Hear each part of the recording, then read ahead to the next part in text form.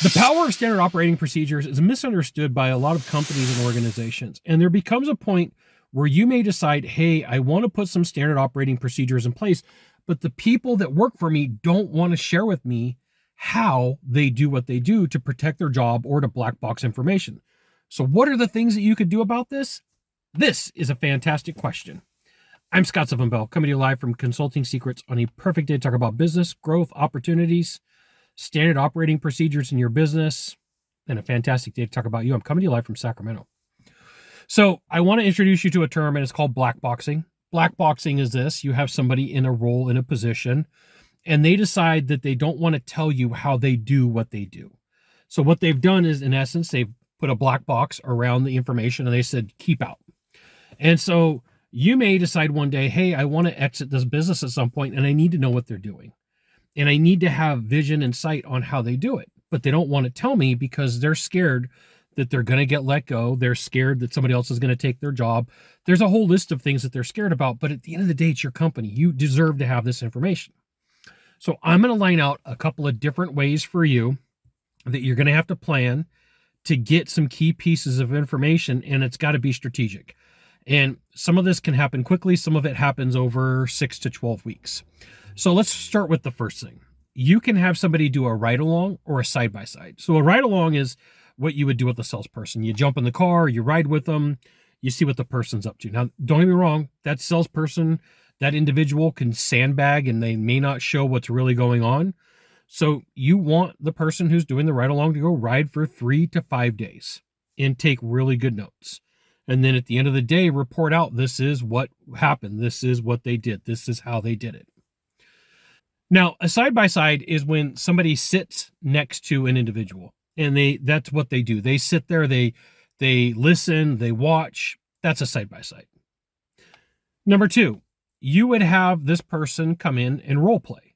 Now, sandbagging happens in live just like it does in role play, so you got to be aware that there are some people that they just don't want to share what they're doing. They don't want to let anybody know what's going on. And one way you could pick up on some of this is if you have everybody come in for whatever department it is and say, oh, we're going to have you role play.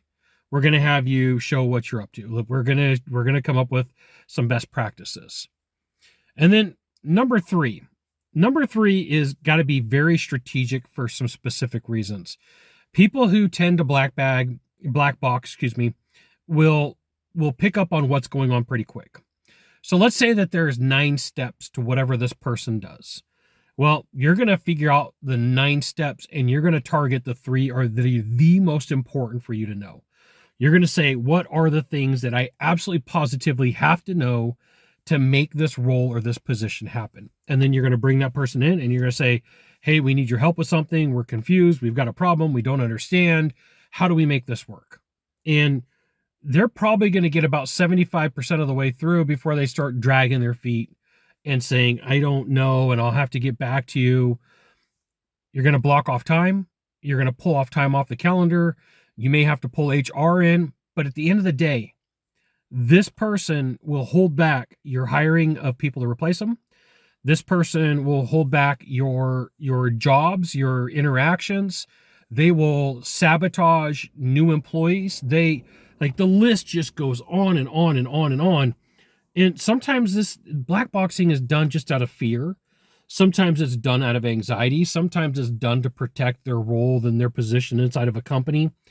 But it really doesn't matter what the end result is that they're trying to keep from you. It's your company. You deserve to know how things are done. And so anytime that you're starting somebody in a new role, in a new position, you start explaining to them, hey, we're going to keep track of how you do stuff so that we can help you if there's a struggle, so that we can help you move forward. And then what happens is after 2, 3, or 4 iterations of this, you have the goods. You have the ability to put together a standard operating procedure, scripts, training, practice modules. And if you have somebody who's trained enough people, they're going to pick up on it really fast and go, oh, okay, I see what they're doing. The thing is if you're going to have to go hire somebody, you're going to have to pay some money to make that happen. It's faster than going through these evolutions, and they're going to spot, hey, that dude or that chick is sandbagging. There you go. That's one way, or actually 3 ways, for you to deal with some sandbagging inside of a black boxing inside of a company You got one of three things to do from here. Just one of three. Find the subscribe button, click on it. Every time I send out a video, you'll get an update. 2, hit follow. 3, share this video with a friend. We'll see you soon. Thanks for watching.